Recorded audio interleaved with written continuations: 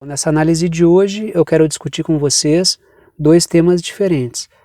Um dos assuntos que eu trouxe para a discussão aqui, acredito eu, tende a ser um dos temas mais discutidos, vai ocupar uma boa parte da grade de programação, tanto da mídia corporativa quanto das mídias alternativas, que é o fato de que algumas regiões que hoje fazem parte da Ucrânia, e tem também ali a região do Donbás, que está faz um tempão tentando se desanexar da Ucrânia. Nesse atual momento, essas regiões proclamaram independência, são repúblicas independentes reconhecidas pela Rússia, então estão sob o guarda-chuva do Vladimir Putin, o guarda-chuva militar. Mas essas regiões do Donbás, essas repúblicas do Donbás reconhecidas pelo Vladimir Putin, também estão fazendo referendos para fazer parte do Estado russo, assim como outras regiões ucranianas também, que fazem parte ali da porção leste da Ucrânia. A partir do momento em que essas regiões passam a fazer parte da Rússia e não mais parte da Ucrânia, qualquer ataque promovido contra essas regiões, contra esses povos, é reconhecido como um ataque contra a Rússia por parte do governo russo, e aí a coisa ganha uma outra proporção, já que o Vladimir Putin falou que vai responder com os meios que estiverem disponíveis, e dentre os meios disponíveis nas mãos dos russos estão o armamento nuclear. Então esse é um tema que vai ocupar uma parte considerável dos noticiários internacionais, porque envolve um momento de grande tensão geopolítica. Então esse é um dos assuntos que eu vou discutir com vocês aqui novamente, já que eu já tenho discutido isso, nessa análise de hoje. Já o outro assunto que eu quero discutir é um tema que ele pode parecer inusitado, esse fato pode parecer inusitado, mas ele tem uma explicação bastante lógica, por isso que eu trouxe para a discussão, que é o fato da Sérvia, que é um país que tem uma proximidade geopolítica muito grande e boas relações com a Rússia, estar afirmando que não vai reconhecer o resultado dos referendos que estão acontecendo na Ucrânia, tanto na região do Donbás, quanto nas outras regiões que eu já vou discutir com vocês aqui. Por que um aliado da Rússia, a Sérvia, que tem boas relações com a Rússia, tem boas relações com a China, não irá reconhecer o resultado dos referendos, não vai reconhecer os referendos que estão acontecendo na Ucrânia, que faz com que regiões deixem de fazer parte da Ucrânia e passem a fazer parte da Rússia, sendo que a Sérvia é um país aliado da Rússia. Vamos falar um pouquinho sobre o porquê disso, que logicamente que isso tem uma explicação bastante racional e geopolítica, e é por isso que eu trouxe para a gente conversar um pouquinho sobre esse tema aqui no canal. Como sempre trago as minhas anotações, estava até olhando para elas aqui, como sempre eu trago as minhas anotações, e em torno das minhas anotações eu desenvolvo os meus raciocínios, como eu costumo fazer todos os dias para organizar as ideias aqui. Primeira anotação que eu trago para a discussão é uma notícia, prestem atenção aí no fato. Kherson, Zaporígia e as repúblicas do Donbás estão concluindo os seus referendos. Então, deixa eu repetir o que eu já falei 10 mil vezes para vocês aqui. Repito sempre que tem sempre alguém novo que está chegando, tem gente que esquece. Eu gravo os vídeos no dia de véspera, aquele que eu torno ele público para vocês. Os vídeos ficam públicos para vocês ali pelas 9 horas da manhã, 9 e 9h15.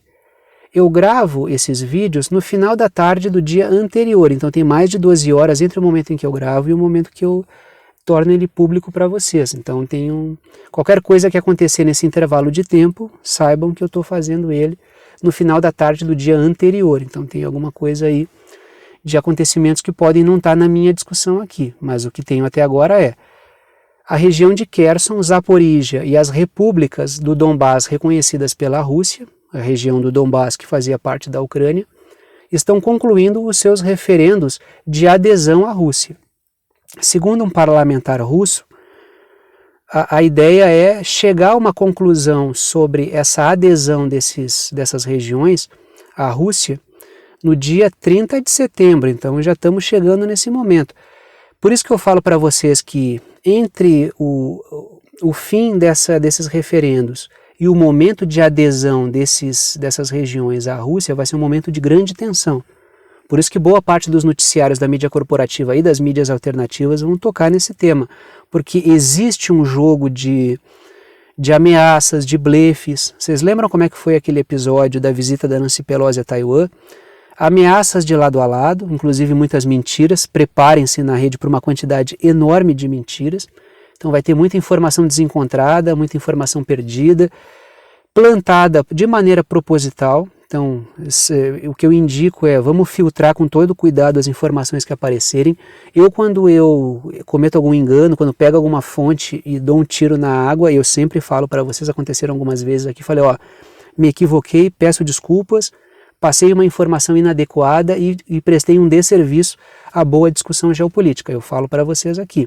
Então, vamos tomar um certo cuidado com essas informações, algo do tipo assim, a China diz que vai derrubar o avião da Nancy Pelosi, porque isso aí gera uma compreensão errada, e a partir da compreensão errada, um posicionamento geopolítico e político errado. Então, por isso que a gente tem que ter uma qualidade das informações que a gente tem acesso para a gente poder se posicionar de maneira correta. Não é um preciosismo bobo querer ter acesso a boas informações e informações verídicas, porque uma informação verídica é um posicionamento mais sólido que a gente pode ter na realidade. Caso contrário, a gente fica falando sobre coisas que não existem, toma decisões baseadas em princípios que não existem e invariavelmente a gente não vai chegar a lugar nenhum. Trago uma segunda reflexão aqui, e mais uma anotação. Com a adesão dessas regiões à Rússia, qualquer ataque a qualquer uma dessas regiões, dos povos dessas regiões, às estruturas físicas dessas regiões, será considerado um ataque ao território russo. Aí o Vladimir Putin já falou num pronunciamento que ele fez alguns dias atrás. Nós iremos lançar mão de todos os meios disponíveis para defender o nosso próprio território e a integridade russa. Qual é a questão aqui? Isso o próprio Vladimir Putin, ele não falou que promoveria um ataque militar, ele falou assim, ó, vamos lançar mão de todos os meios disponíveis e não aceitaremos nenhuma chantagem nuclear. O que a mídia pegou? Vamos lançar mão de meios, não aceitaremos chantagem nuclear. Meios e nuclear. O Putin vai promover ataque nuclear, que é o que circulou na mídia corporativa. O Putin está ameaçando transformar o mundo num deserto radiativo. Não foi exatamente isso.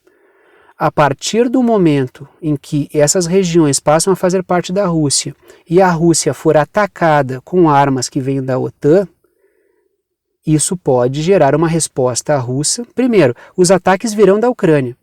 Então, se a Ucrânia atacar povos, regiões russas, a Rússia pode promover uma resposta, já que a Ucrânia dispõe de armas que são mandadas pela OTAN, então existe uma assimetria aí, pode responder com força desproporcional para desmobilizar a Ucrânia. É aí que está a tensão em torno dos ataques táticos nucleares. E isso vai gerar uma bagunça enorme. Se isso realmente acontecer, preparem-se para uma mudança completa de percepções. Isso muda muito a percepção das pessoas a respeito do que está acontecendo lá. Uma segunda interpretação possível disso é que a Rússia coloca assim, ó, essas regiões fazem parte da Rússia, estão debaixo do meu guarda-chuva nuclear, e então vamos negociar. Pode ser uma cartada extrema para negociação. O grande problema é qual? Se o atlanticismo paga para ver e não negocia, e ainda manda os tais mísseis de longo alcance para a Ucrânia, que começa a atacar loucamente porções do território russo, estruturas russas. Tanto é que o Vladimir Putin, ele até falou no posicionamento que ele fez, no pronunciamento que ele fez, que existem ataques recorrentes a usinas nucleares, então ele não vai tolerar algo desse tipo. Então é preciso observar que se a Rússia der uma cartada para negociação, ela vai apostar. Se o lado de lá fala, não, dane-se, ataquem e vamos ver o que eles fazem, a gente entra num momento muito complicado da nossa história recente. Trago mais uma anotação aqui, mais uma notícia. Os Estados Unidos alertaram, eu acho que foi o conselheiro de segurança que falou sobre isso, os Estados Unidos alertaram que a resposta será dura se a Rússia usar armas nucleares. Mas essa fala do conselheiro de segurança dos Estados Unidos, que é o Jake Sullivan, se eu não me engano, se eu tiver errado, por favor me corrijam se eu tiver errado o nome da pessoa ou trocado, eu acho que é o Jake Sullivan, não anotei aqui o nome dele, que é o conselheiro de segurança dos Estados Unidos. Ele disse que se houver qualquer uso de armas russas, vai haver uma resposta dura dos Estados Unidos. Só que ele não deixou claro como essa resposta vai se dar, ou seja, ele fez uma ameaça vaga, uma ameaça ali, uma tentativa, uma ferramenta de dissuasão. Só que isso ficou vago. Aí eu pergunto para vocês, lembram que na semana passada eu discuti com vocês aqui um artigo do Atlantic Council, que é um centro de estudos da OTAN, que disse que uma das saídas que os Estados Unidos poderiam seguir era justamente essa? Vocês lembram essa discussão que a gente fez aqui? Que era fazer uma proposta, fazer uma ameaça, mas fazer uma ameaça vaga, porque se fizer uma ameaça específica, pontual, eu vou atacar com tal arma, tal estrutura, se os russos realmente atacarem com armas táticas nucleares qualquer região da Ucrânia para promover uma tentativa de fazer o governo ucraniano desistir do conflito, se os Estados Unidos ameaçarem, olha, se vocês fizerem isso, a gente vai atacar com tal arma e vai atacar de tal jeito e vamos fazer assim, assim, assado. Se for muito específico, os Estados Unidos terão que cumprir. Agora, se for uma ameaça vaga só para dissuasão, não precisa necessariamente cumprir isso. Então me parece que o Jake Sullivan, o governo norte-americano, está seguindo aquilo que foi proposto semana passada, foi semana passada que eu discuti isso, que foi proposto lá pelo Atlantic Council. Por isso que eu falo para vocês sempre aqui no canal, é importante ler o que os think tanks, o que os centros de estudos produzem a respeito dos mais variados temas. Por quê? Porque a gente antecipa em dias ou semanas e às vezes em meses movimentos que vão acontecer mais para frente, ou blefes que vão acontecer mais para frente. Então isso que o Jake Sullivan está falando é o que o Atlantic Council propôs na semana passada. A Rússia vai dar a cartada do guarda-chuva nuclear. Se a Rússia fizer isso, tenta dobrar a aposta e jogar para cima. Se vocês fizerem, ou vocês param, só que esse ou fica os 3 pontinhos. Aí vamos ver o que a Rússia vai fazer. Se a Rússia atacar realmente, os norte-americanos vão ter que fazer alguma coisa.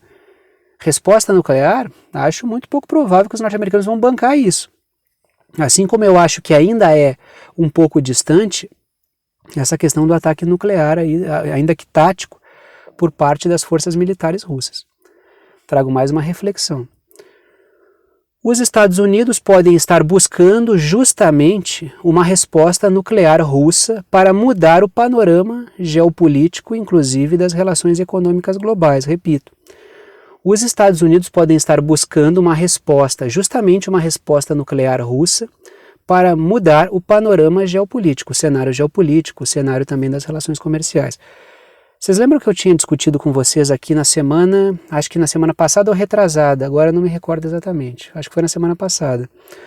Falei para vocês, olha, esse episódio que está acontecendo no Irã, dos protestos, o fato que produziu o início dos protestos é um acontecimento muito delicado, é um assunto muito delicado e que vai gerar problemas para o governo iraniano, tanto é que os protestos cresceram, isso preocupou muito o governo iraniano.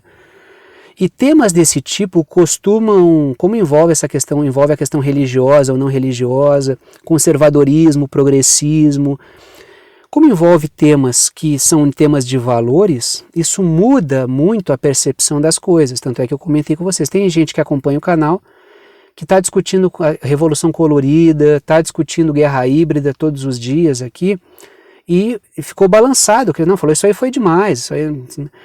Por que tem essa observação? Porque é um tema que ele toca a fundo nas pessoas. Justamente por isso ele é um tema que é capitalizável para gerar bagunça. E o que eu comentei acho que foi nessa mesma semana, inclusive acho que pode ter sido até na mesma análise. Se a Rússia lançar mão de um ataque tático nuclear à Ucrânia, isso vai gerar uma mudança enorme de percepção. O uso de armamento nuclear, por isso que a Rússia está evitando, mesmo que um uso tático, ela evita isso porque esse uso do armamento nuclear muda a percepção. Primeiro, o uso de um armamento nuclear vai galvanizar ainda mais a posição dos governos europeus ao lado da OTAN. E, inclusive, é muito provável que gere, até por causa da proximidade, a gente está falando de um conflito na Europa, é possível que gere até uma reversão da opinião pública do povo europeu em direção à posição anti-russa, sendo que a gente já está vendo protestos na Europa criticando a OTAN por causa do conflito que acontece na Ucrânia. Então, o atlanticismo pode estar buscando justamente isso. E quem fala que a opinião pública não muda nada tem que rever os seus conceitos e olhar um pouco com mais de cuidado para a história. Os governos, eles dependem do apoio da sua sociedade. Por isso que a gente vê ao longo da história vários movimentos, quando a gente fala dos Estados Unidos, tentando convencer o seu povo a entrar na guerra e forjando, muitas vezes, artifícios para convencer o povo a entrar no conflito. Então, essa questão da opinião pública, dos protestos que podem acontecer por causa do inverno na Europa, a Rússia está levando com cuidado esse conflito até então, porque o inverno europeu será determinante para que os governos da Europa mudem a sua posição em relação à forma como estão apoiando a OTAN e estão apoiando o governo Zelensky. Outra questão importante é que esse ataque nuclear pode mudar a compreensão de países do sul global sobre a forma como a Rússia está agindo. Até então está todo mundo em cima do muro e recusa em sancionar a Rússia. Só que um ataque nuclear tático pode levar a uma pressão maior sobre esses países e a coisa pode se reverter. Tanto é que Índia e China têm repetido de maneira insistente, eu falei também sobre a questão do México. Cara, vamos sentar para conversar, vamos achar uma maneira de sentar para conversar e chegar a uma solução para isso, porque a coisa está ganhando uma projeção, uma proporção que pode gerar problemas.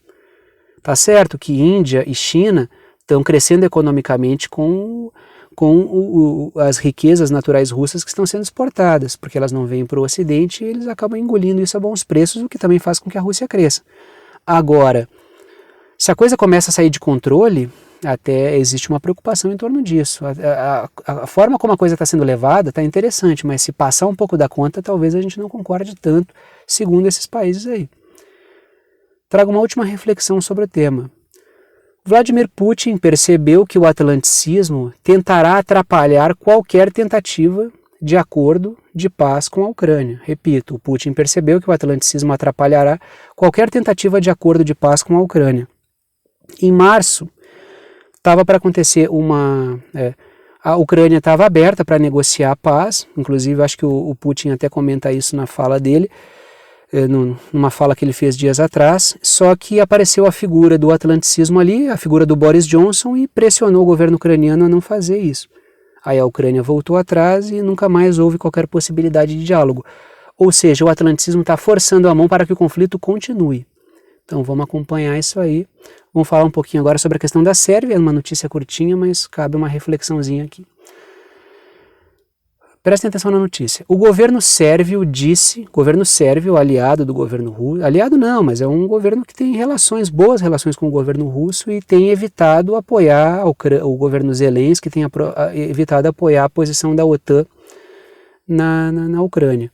O governo sérvio disse que não reconhecerá os referendos na Ucrânia de adesão de algumas regiões à Rússia. Aí a pergunta é, por que o governo sérvio faria isso? Parece uma posição a favor da OTAN, se a gente vai olhar na história, se tem um país que tem todos os motivos para ter críticas à OTAN, é a Sérvia. Tá? Então dê uma estudada aí no que aconteceu na Sérvia, na antiga Iugoslávia, que vocês vão entender, porque se tem um país nesse mundo que tem tudo para detestar a OTAN, é a Sérvia. Por que a Sérvia está se posicionando desse jeito? Trouxe uma última reflexão sobre isso. A concordância da Sérvia com esses referendos alimentaria a narrativa separatista de Kosovo em meio a um cenário de crise. Então Kosovo é uma província sérvia que busca separar-se da Sérvia. Kosovo é reconhecido como país pelo atlanticismo, mas não por outros países. A Sérvia também não reconhece. Para a Sérvia, Kosovo é aquilo que é, uma província sérvia que está tentando promover um movimento de separatismo. Se a Sérvia concordar com os referendos na Ucrânia, é provável que caia em uma espécie de contradição geopolítica e estimule o movimento separatista em Kosovo, que a União Europeia apoia. E também porque a Sérvia quer fazer parte da União Europeia, porque isso traz algumas vantagens econômicas, desde que com soberania, logicamente. E então a Sérvia está pisando em ovos, até porque Kosovo já falou que quer fazer parte da União Europeia. Então ela já age como um país que está buscando uma aderência à União Europeia.